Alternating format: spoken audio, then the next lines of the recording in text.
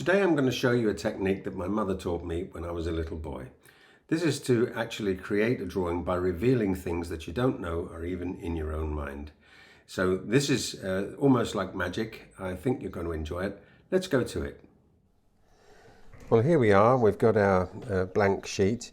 And the trick of this technique, if you call it a technique, is to take the pencil or pen in your wrong hand and then to close your eyes and begin making marks on the page, which I'm now doing. You can see them on the page. You don't have to make a lot of them. Then open your eyes, as I'm doing now, and take a look at what you've done in front of yourself and ask yourself whether if you might need to turn it round, as I'm doing now.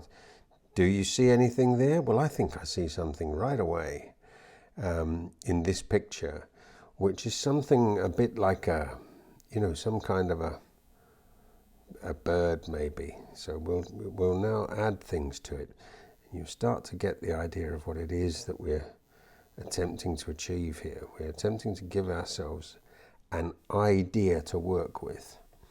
And if you start out like this, when you decide that you want to do some proper drawing, you want to do something truly creative, and you may be a little bit stuck for some kind of a starting idea to work with, you can already see what I've managed to do here to create this sort of fabulous creature, if you like.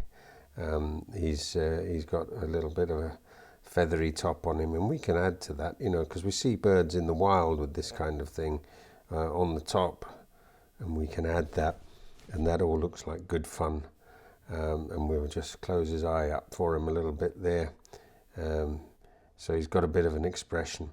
The part that's behind him, well, I mean, that's not quite such an easy thing to do, but we could make that into another bird-like creature. They always have a sort of a nostril on the beak there. We can make it into another one of them. So let's do that. And I think having attempted that, having done that, we've kind of satisfied our requirement of creating something that came out of nowhere. So we've got two birds on the first go. And remember, this came from having closed eyes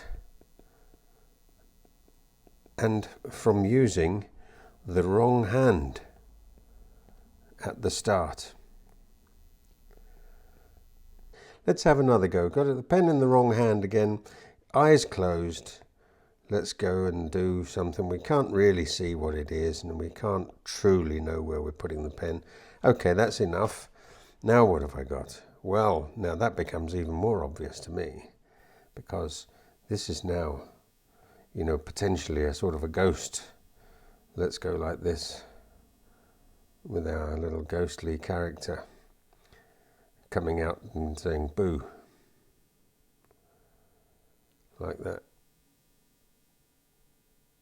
So you can ignore certain of the lines. There's this line running through the middle here. I'm just ignoring that because it doesn't help. And then we just add in the eyes and put some eyebrows on it, and suddenly what we've got is a ghost saying boo, like that. All coming from using the wrong hand and having your eyes closed.